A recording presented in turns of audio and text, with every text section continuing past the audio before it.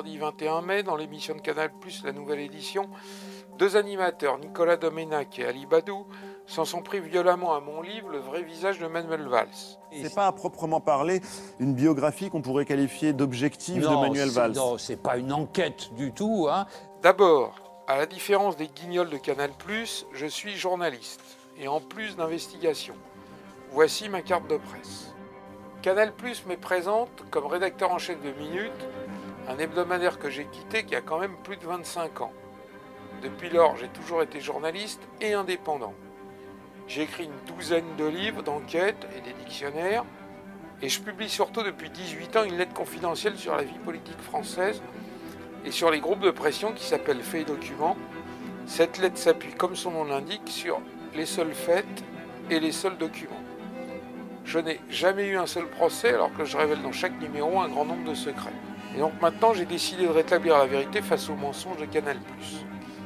Premier point, sans aucun élément précis hormis le témoignage lamentable du biographe officiel de Manuel Valls.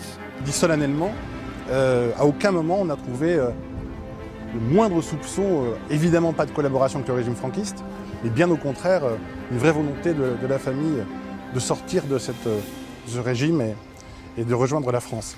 Domenac et Badiou prétendent que le père de Manuel Valls était un réfugié et un opposant antifranquiste.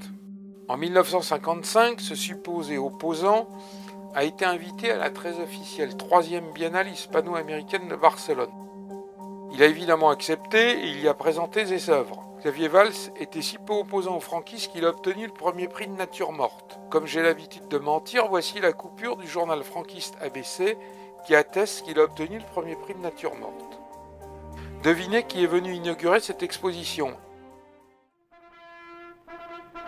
Eh bien, c'est le caudillo Francisco Franco lui-même.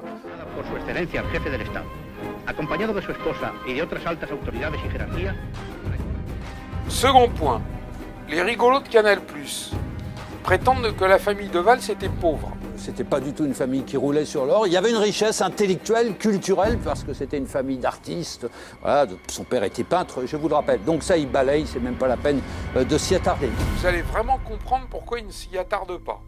Du côté maternel, ce sont de gros colons pratiquant l'exploitation coloniale en Sierra Leone, autour de la Recupre Company.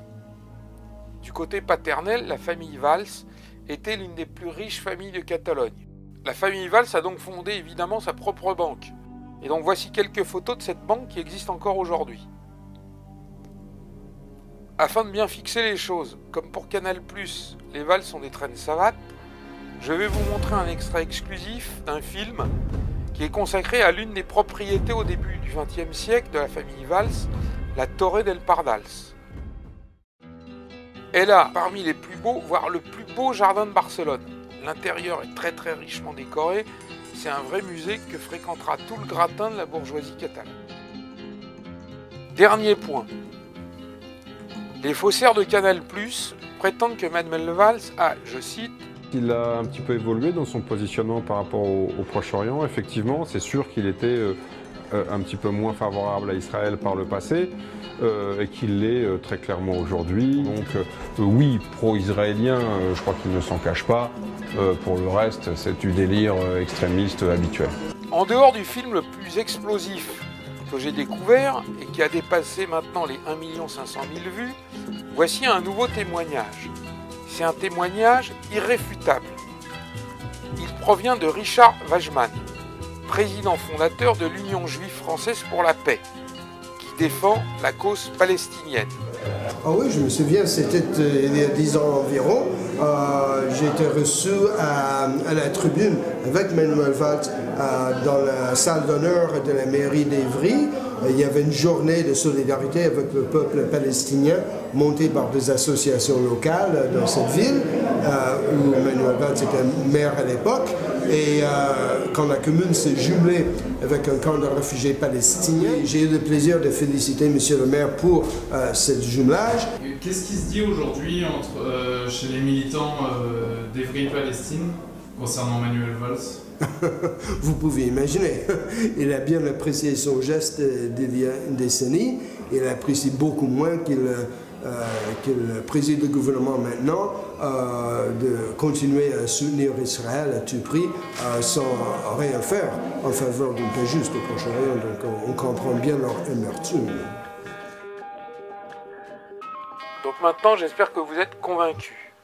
Si vous voulez savoir quelque chose sur Manuel Valls, c'est pas la peine de regarder Canal+, mais en revanche, vous pouvez acheter mon livre « Le vrai visage de Manuel Valls ».